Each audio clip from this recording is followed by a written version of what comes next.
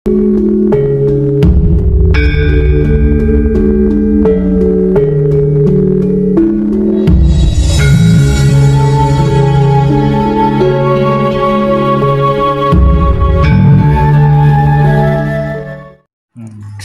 kalau menurut hemat saya, ramalan yang Prabu Jayabaya yang tidak bisa digubah itu adalah garis besarnya ada di Ramayana dan Mahabharata. Ya. Ramayana dan Mahabharata. Ketika Ramayana itu bangsa ini dikuasai oleh ratu atau kekuasaan yang sangat menindas. Kalau bahasa modern adalah imperialisme dan kapitalisme. Nah, oleh karena itu Dewi Sinta sebagai istrinya Prabu Rama digambarkan dicuri di Alengka. Dicuri di Alengka, di sana ditahan ya. Terus waktu itu Prabu Rama menyuruh delegasi untuk mengambil Dewi Sinta dari yang dicuri Ravana tadi itu. Ravana itu apa? Rah itu darah, Wono itu hutan. Jadi raja, kelihatannya kekuasaan, pemerintahan, tapi pemerintahan yang berpihak pada kapitalisme dan imperialisme. Semua delegasi gagal, Anggoto gagal, Anila gagal, Sugriwa gagal.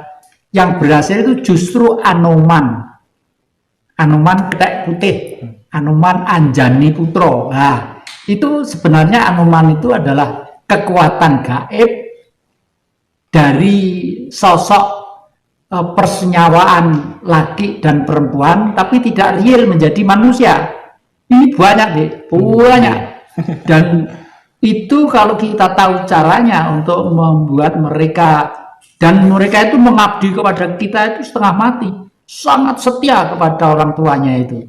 Seperti saya ini sangat setia terhadap saya, sama kalau udah kawin juga begitu. Mereka sangat setia terhadap sampean. Nah, kalau tahu cara bagaimana komunikasi dengan dia, lalu supaya dia itu mengikuti apa kehendak sampean supaya menang dalam peperangan, dengan catatan menang untuk kepentingan yang baik. Oleh karena itu di lereng Arjuna, di lembah Malang atau Singosari itu ada tempat yang sakral, yang namanya adalah Sumber Wendit.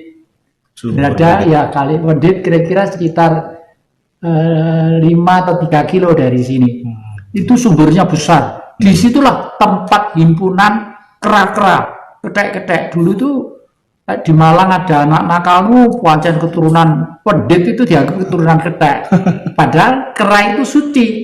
Digambarkan putih seperti Anoman itu. Kera itu punya sosial kesahabatan yang bagus sekali. Kalau ada temannya meninggal, itu dikubur bersama-sama. Dikubur bersama-sama, lalu ditimbun begitu. Setelah itu mereka itu beberapa hari ada di pohon-pohon di atas, melekan mungkin kalau sekarang mungkin kalau manusia apa tahlilan, oke kan ngerti ya. Coba di sana ya podo susah gitu seperti orang nangis melihat temannya tadi itu. Jadi sebenarnya trah Pendit itu adalah trah manusia suci. Nah, ini ada di situ, ya.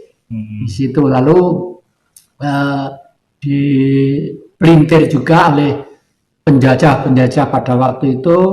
Lalu ada di Ngujang, Pati Ketek, Ngujang Tulungagung. Tetapi leluhur kita masih pintar juga, lalu membuat pusaka yang namanya kujang, yang dipakai oleh orang-orang Sunda Wiwitan di Jawa Barat sana.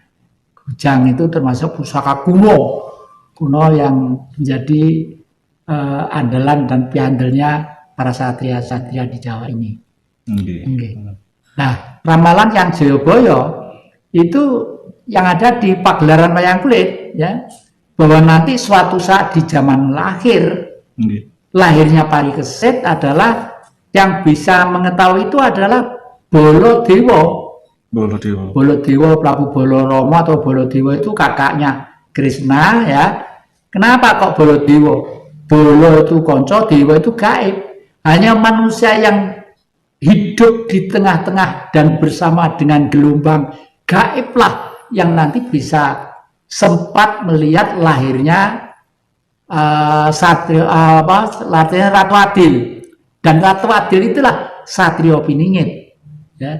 Ratu Adil itu apa? Ratu Adil ini dibawa oleh Bung Karno sebagai ideologi negara yang namanya Pancasila. Masuk. Ya. Namanya Pancasila. Lah terus Pancasila ini kenapa kok Bung Karno percaya betul bahwa Pancasila itu masuk disenangi orang sedunia? Karena orang sedunia itu sebenarnya sudah berpancasila. Entah itu Amerika, entah itu Eropa, entah itu Cina, entah Afrika. Karena apa? Semua manusia itu mempunyai getaran sifat 5. Mempunyai angan-angan, mempunyai pikiran, mempunyai tutur kata, mempunyai pribadi, dan mempunyai pergaulan.